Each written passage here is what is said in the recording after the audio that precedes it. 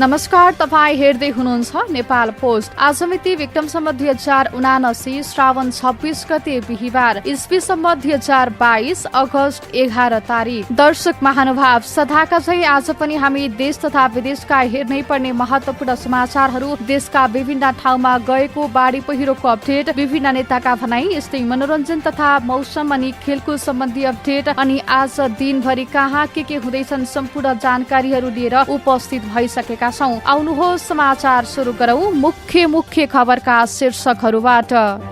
दोलखामा पहिरोले आधा दर्जन घर पुर्यो। पहिरो खस्ने क्रम जारी रहँदा खिलिखिम बजार नै जोखिममा। नागढुङ्गा 9 विशेष सड़क खण्डमा एकतर्फी गाडी सञ्चालन। यात्रा गर्नु अघि सड़कको अवस्थाबारे जानकारी लिन प्रहरीको आग्रह। यस वर्ष जनै पूर्णिमा र गाई जात्रा भोलि एकै दिन। सत्ता गठबन्धनको सीट बाँडफाँड खाँडे दलको बैठक बस्दै। केरुङ काठमाडौँ रेलमार्गको सम्भाव्यता अध्ययनका लागि सिलले अनुदान सहयोग गर्ने। सरकारले स्वास्थ्य र शिक्षा क्षेत्रको विकासमा ध्यान नदिएको नेकपा एमालेका अध्यक्ष ओलीको आरोप। कोरोनाको सक्रिय संक्रमित बढ्दै। सुदूरपश्चिम प्रदेशमा खोज र खोप अभियान सुरु। डेंगूका बिरामी पनि बढ्दै। 60 जिल्लामा संक्रमण पुष्टि। डेंगूका बिरामी ललितपुर र रूपन्देहीमा धेरै। बुटोलमा लामखुट्टे खोज र नष्ट गर अभियान सुरु। युवा परिषदले आयोजना गरेको गजल, टिकटक र युट्युब भिडियो प्रतियोगिताको नतिजा सार्वजनिक। चितौनमा नारायणीको बाढीले बगाएर गैंडाको मृत्यु। आज बागमती र कर्णाली प्रदेशका केही ठाउँमा ठूलो वर्षाको अनुमान। उत्तर कोरियाका सर्वोच्च नेता किम जोङ बिरामी। ताइवानको नजिकै भइरहेको सैन्य अभ्यास सकिएको चीनको घोषणा। र तेस्रो एक दिवसीयमा बांग्लादेशले जिम्बाब्वेलाई हरायो। अब सुन्नुहोस् पूरा समाचार।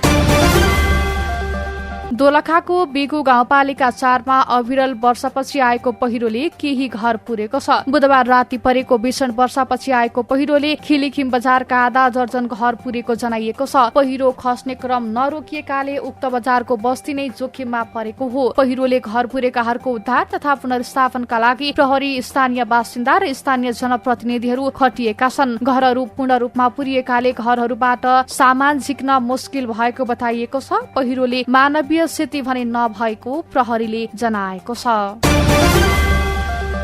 यस्तै काठमाडौँको मुख्य नाकाक नागढुङ्गा 9 विशेष सड़क खण्डमा बिहानैदेखि चापमा गाडी चलिरहेका छन्। बिहान 4:30 बजेदेखि नागढुङ्गाको झ्याप्ले खोला नजिकै गाडी बिग्रिएकाले एकतर्फी रूपमा गाडी चल्दा चाप परेको हो। बिग्रिएको गाडी हटाएर सड़क दुईतर्फी खुलाउने प्रयास भइरहेको प्रहरीले जनाएको छ। यति बेला अन्य मुख्य सड़क खण्डमा भने गाडीको आवत जावत सामान्य छ, तर पहिरोको जोखिम कायमै रहेकाले यात्रा गर्नु अघि सड़कको अवस्थाबारे जानकारी लिन प्रहरीले आग्रह गर्दै आएको छ।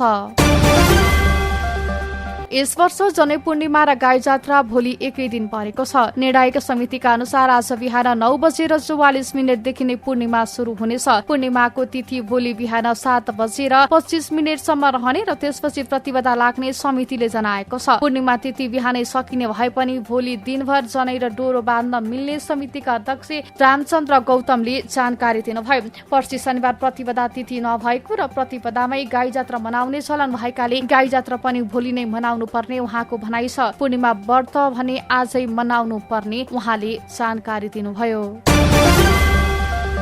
सत्ता गठबन्धनले सीट बाँडफाँडका लागि बनाएको कार्यदलको दोस्रो बैठक आज बिहिबार बस्दैछ। मंसिर 4 गते हुने प्रतिनिधि सभा र प्रदेश सभा निर्वाचनका लागि गठबन्धनका दलबीच सीट बाँडफाँड बारे छलफल गर्न दिउँसो 2 बजे बैठक बस्न लागेको हो। निर्वाचनमा तालमेल गरेर जाने सहमति भए पनि गठबन्धन दलहरू बीच सीट बाँडफाँड हुन सकेको छैन। कार्यदलको यही श्रावण 23 गते बसेको पहिलो बैठक औपचारिकतामै सीमित भएको थियो। आजको बैठकमा सीट बाँडफाँडको आधार र मापदण्ड तय गर्ने कार्यदलको तयारी छ। सही मापदण्डका अनुसार दलहरू बीच सीट बाँडफाँड हुने जनाइएको छ।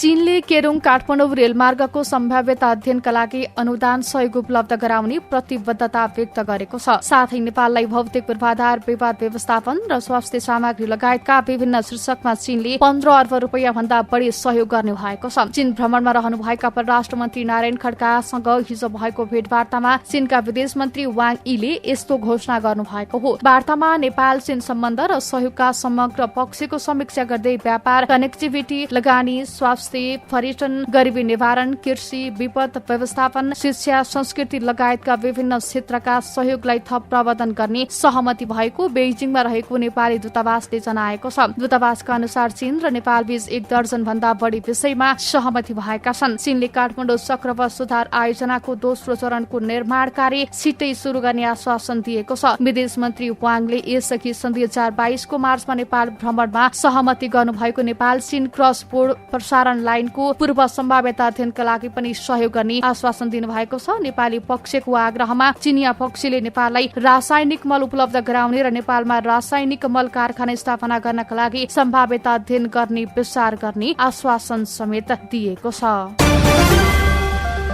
प्रमुख प्रतिपक्ष दल नेकपा एमालेका अध्यक्ष केपी शर्मा ओलीले सरकारले स्वास्थ्य र शिक्षा क्षेत्रको विकासमा ध्यान नदिएको आरोप लगाउनु भएको छ। स्वास्थ्य, शिक्षा र उपचार गर्ने अस्पतालहरूको हब बन्नका लागि उपयोगी रहेको देशमा ती विषयलाई नै निषेध गर्ने काम सरकारबाट भइरहेको अध्यक्ष ओलीको भनाइ थियो। बुधबार काठमाडौँमा आयोजित कृषि वैज्ञानिक संघको अन्तर्क्रिया कार्यक्रममा बोल्दै उहाँले कृषिको उपज बढाउनका लागि प्रविधिको प्रयोगमा जोड़ दिनुपर्ने आवश्यकता उल्याउनुभयो। कृषि क्षेत्रको उत्पादन र उत्पादकत्व वृद्धि गरी आत्मनिर्भर अर्थतन्त्र निर्माण गर्नुपर्ने उल्लेख गर्दै ओलीले त्यसका लागि कृषि बजारको अभाव भने नेपालमा नभएको दावी गर्नुभयो। ओलीले कृषि उपज बढाउनका लागि माटो मर्न नदिने काममा सचेत रहन पनि सम्बन्धित पक्षले ध्यान दिनुपर्ने उल्लेख गर्नुभयो।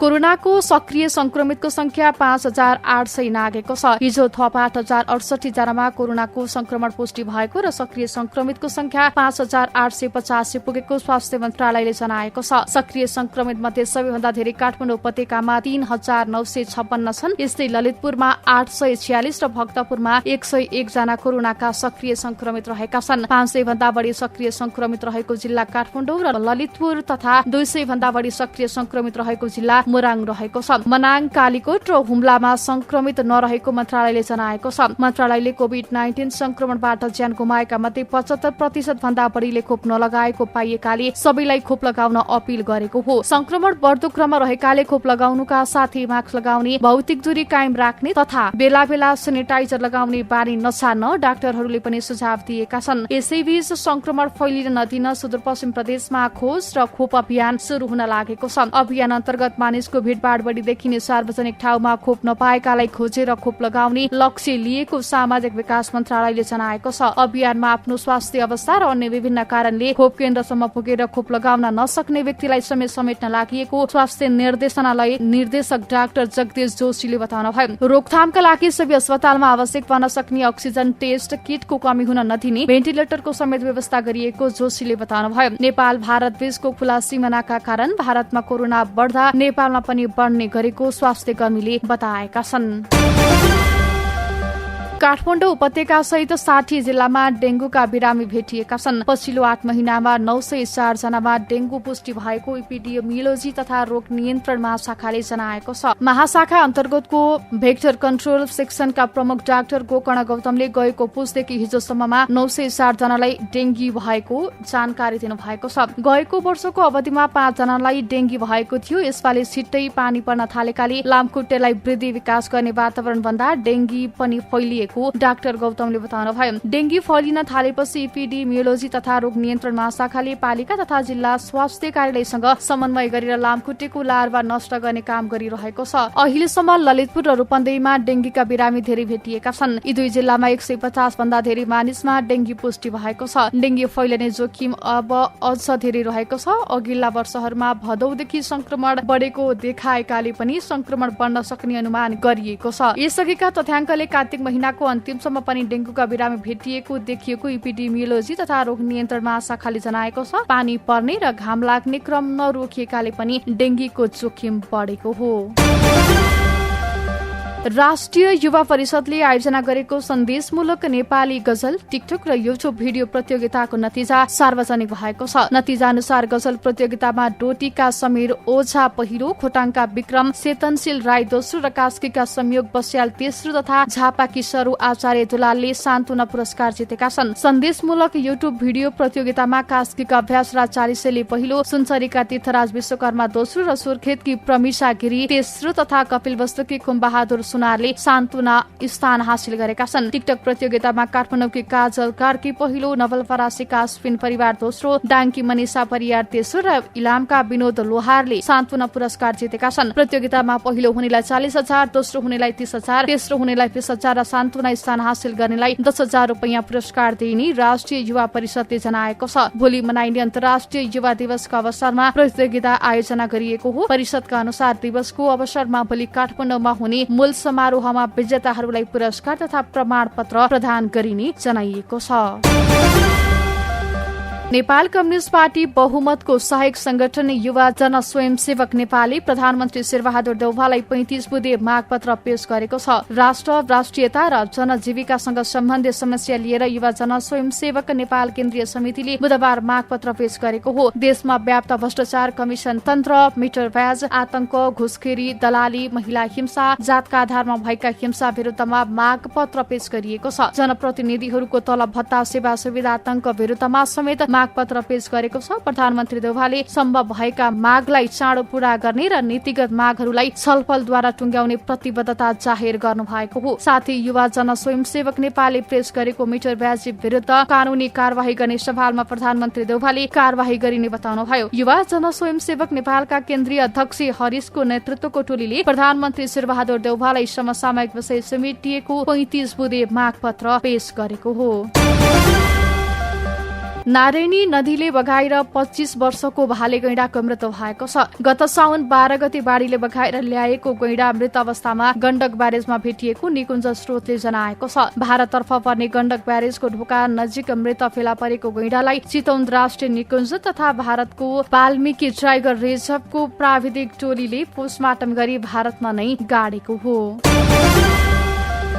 लामखुट्टेको टोकाइबाट हुने डेंगू रोग, उच्च ज्वरोका बिरामी बढेपछि बुटोलमा लामखुट्टे खोज र नष्ट गर अभियान शुरू भएको छ। बुटोल उपमहानगरपालिकाले लामखुट्टेले अण्डा पार्न सक्ने सम्भावित स्थानको खोजी गरी लामखुट्टेको लार्भा नष्ट गर्ने र वासस्थान सरसफाई अभियान चलाएको हो। पानी जम्ने ठाउँमा लामखुट्टेले लार्भा बनाउने भएकाले पानी जम्न नहुने र निरन्तर सरसफाई गर्नुपर्ने स्वास्थ्य कार्यालयले जनाएको छ। स्वास्थ्य कार्यालयका भेक्टर कन्ट्रोल निरीक्षक केदारनाथ शाहले दिउँसोमा टोक्ने लामखुट्टेबाट डेंगू संक्रमण हुने भएका शरीरका सबै भाग छोपिने कपडा लगाउन सुझाव दिनु भएको छ। यसै लुम्बिनी प्रादेशिक अस्पतालमा पछिल्ला दिनमा दैनिक 15-16 जनामा डेंगूको संक्रमण देखिएको अस्पतालका प्रवक्ता डाक्टर नेत्र राणाले जानकारी दिनुभयो।